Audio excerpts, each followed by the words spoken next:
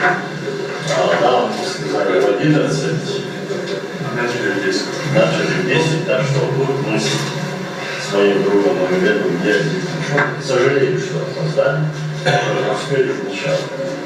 Либо выход здесь, очевидно, уже говорили об этом, но не лишне сказать еще раз, что выход из стадии вот такого фундаментального труда, как Сергей первое издание, я знаком с первым изданием, это, конечно, еще раз повторяю, фундаментальное издание, которое глубоко и емко анализирует исторический процесс на Северном Кавказе, этот самый ответственный, очень трагичный, но вместе с тем чрезвычайно интересный. Он интересен, очевидно, еще и тем, не тут сидят историки, как Коронов, как Страйк, и он говорит, но свой личный импульсивное восприятие положения. Это было время не только разворачивающейся трагедии, не только времени поиска народами Северного Кавказа, но 90-е годы 19-го и до октябрьский период начала 20 века, по моему убеждению, это период огромного духовного подъема горцев. За этот период накоплены великолепные просветительские традиции, публицистики, развитие передовой мысли, общественной мысли, философской мысли. Философская мысль. Так что этот период в этом плане чрезвычайно интересен, и изучение этого периода, именно 90-х годов, 19 и начала 20 века, он интересен тем, еще раз повторяю, как период полного подъема народа. И, к сожалению, в этом направлении обозначенная хронология должным образом являться. Вот в таком широком аспекте, широком плане, как это сделала вот в своей книге по истории. Я, тут Мусафир Султанов правильно сказал, мы хорошо знаем эту семью, и вклад этой семьи в изучение, то есть развитие литературы, исторической мысли. Мы с Магомедом вместе работали в научно-исследовательском институте. Мы знаем его позиции, мы знаем его знания, мы знаем его душевные порывы, нравственные Я думаю, что в этом направлении все это передалось. Я поздравляю всех нас, Тимур, тебя, прежде всего,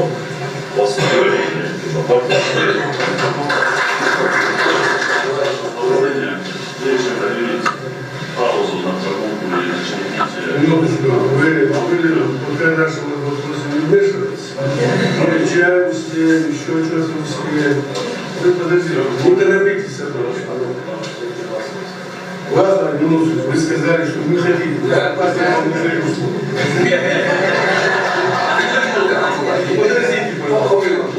Я объявлю, кто ты такой. Заведующий кафедрой философии Чеченского Госпитального института профессор Гадаев Вахар Юнусович. Вы знаете, я знал, куда я пришел, когда я пришел сюда. Когда я взял книги, я не готовился. Я, если подготовился, может быть, что-то я отдельно сказал. Но это очень важный аспект вот в этой связи довести до вашего сведения. Вот, ну, автор для вас это Тимур, это автор по огромному труда. Для нас это наш сын, мальчик, который на наших глазах, как говорится, в наше время родился, вырос. Я, честно говоря, первый раз его вижу. После такого громадного времени, надо не знать. И для меня это очень приятная новость, что этот человек, вот такие громадные труды пишет. Это первое. Второе. Ему, как говорят философы, удалось, вот, как говорил Гегель, эпоха, схваченной мыслью, да, вот это очень сложная, противоречивая эпоха, он это смысл схватил. Причем мысль наша родная, чеченская, Не кто-то там украл другую песню, а он сказал. Теперь вот это трудно будет выдумать. Вот как вчера Аллах Махмудович, все сожжено, все в пепел превратилось. Вот этой кровью мы сейчас создаем. Вы представляете, какой это вклад для наших ученых, как Муса сказал, писателей. Писатели любой эпизод могут расписать и создать многотомные книги могут создать. И третье, что я хотел сказать. Вот то, что написано, оно ставит в одно состояние нашей молодежи. Для нашей, особенно школьной молодежи. Здесь это все лежит в архивах, в библиотеках, в школах этого нет. Наши дети не знают ничего, элементарно не знают вот из того, что учится ему и ему хорошо. Я хотел, чтобы молодежь знала все о свете. Спасибо тебе. Вот когда появляется новая книга, естественно, это радуется не только специалисты, читатели, но еще прагматический подход к библиотекам. Я хочу представить слово директора национальной библиотеки Эдильбеку, ученому, историку, соавтору второго тома истории Чечни.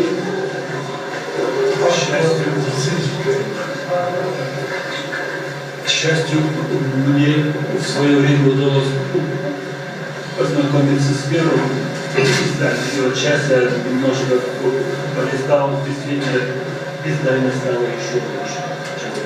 Оно, в принципе, и раньше удовлетворяло всем требованиям, а сейчас на 5 плюс. И могу добавить, что наконец-то у нас появляются материалы, на которых можно строить полноценный учебный процесс. Вот мы сталкивались с тем, что у нас, если написан более-менее сносный учебник по какому-то разделу, а вот дополнительный материал, равноценный, который разборит данные историческую, эпоху данной историческую, и как раскрыть полностью, не было просто. Теперь мы можем говорить, что, по крайней мере, период революции и начала гражданской войны материалов здесь в этом отношении, в общем-то, можно сказать, мы сокрыли огромную пустота была в нашей форме. И поблагодарить за это хочу не только Тимура, а вот и Магомеда, который здесь сидит, потому что думаю, без его участия. Я был ни Тимура, ни книги, да? Я говорю, что если у нас издается хорошая книга, каким-нибудь боком с какой-нибудь Магомед там всегда.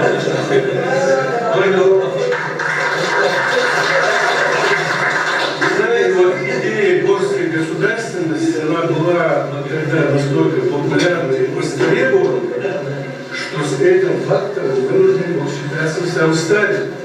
Когда после гражданской войны стал вопрос о самоопределении народов, он назвал республику, одну из республик, назвал Горская АССР. Тем самым он хотел нейтрализовать политические создания против масс.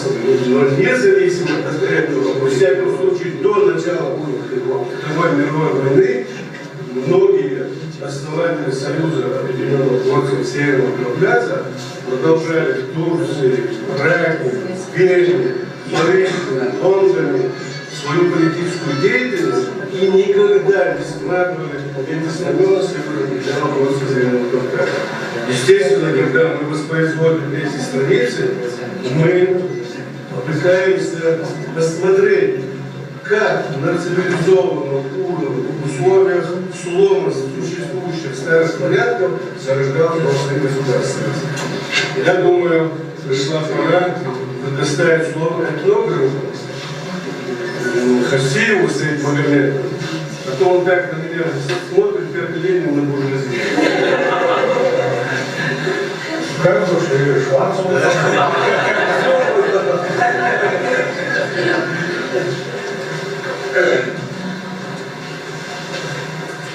Тему.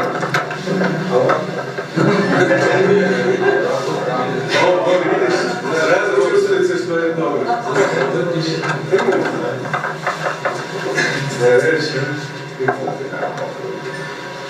Вот только и фото, а фото горят. Мусорские, датвячие, сатвячие, и вот так харсные, чудная, любая. Функции, тесные свой, чисто, коммунатус, сунатус. А фото горят еще из-за квартиры, обычно. Но я сказал, у него первая нога.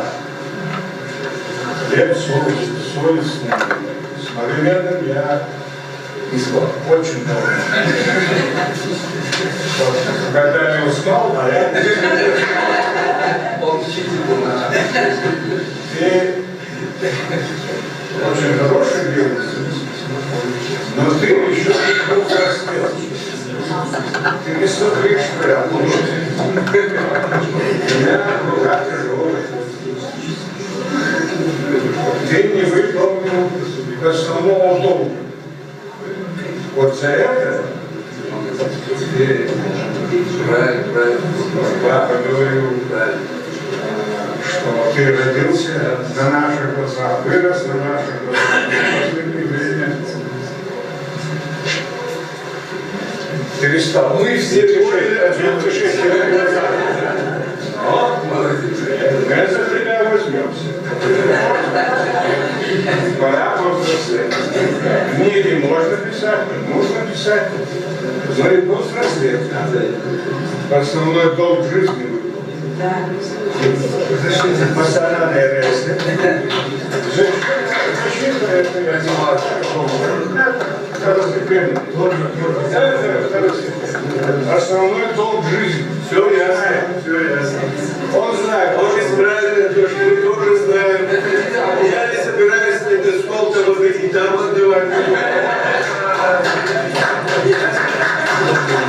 Вот если вспомнить 17-й год, начиная с марта и до октября, и, скажем, экстраполируя события 90-х годов на то время, мы тоже можем сказать, что это был период тоже своеобразный период параду суверенитета.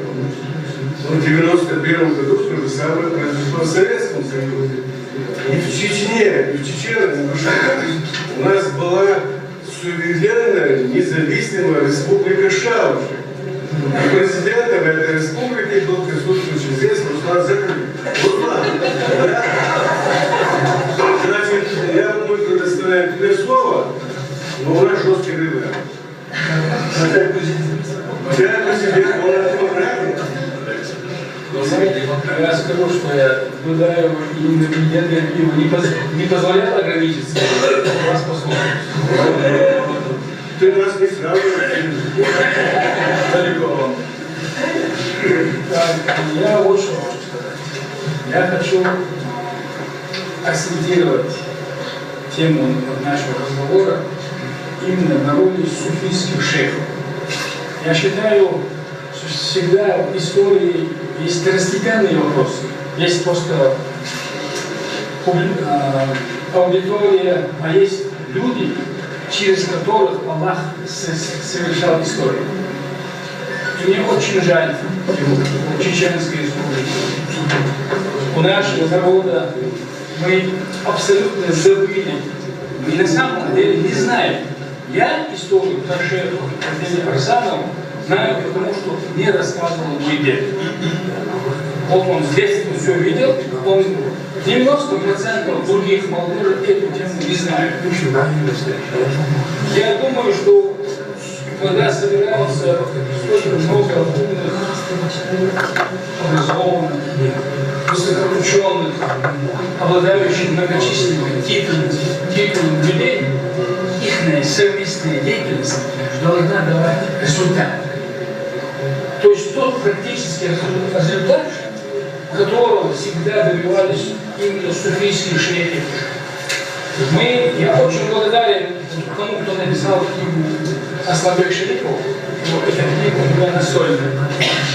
Потому что в этой книге четко показана роль Дини Арсланова, других шейхов, которые точно так же, как Ильяс Арсланов, в 91 году, который забыли уже, говорил, что будет.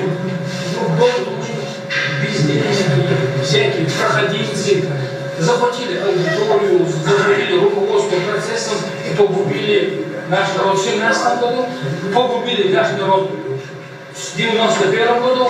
Просто да, они там бедны. Я, например, убежден, что может. Да, они теперь заведчики.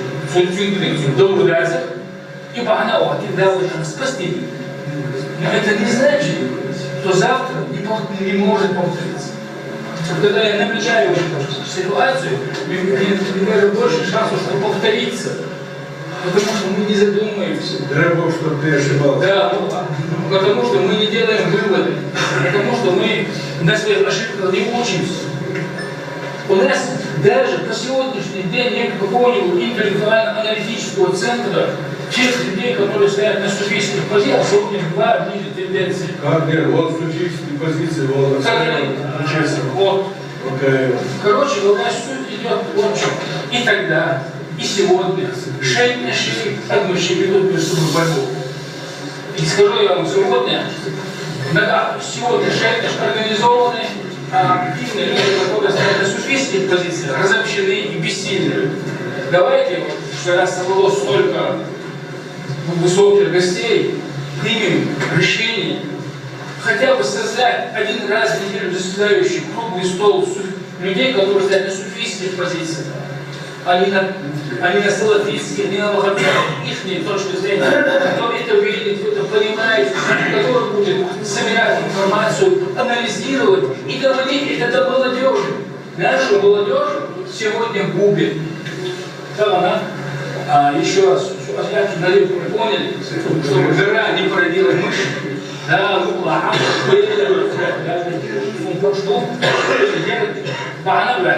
мы создадим круглый стол, который будет раз в неделю анализировать ситуацию в вопросе доведения до молодежи ценностей суфизма, а не каких-то сказок безграмотных, и анализ ситуации. Национальной политики, печати информации,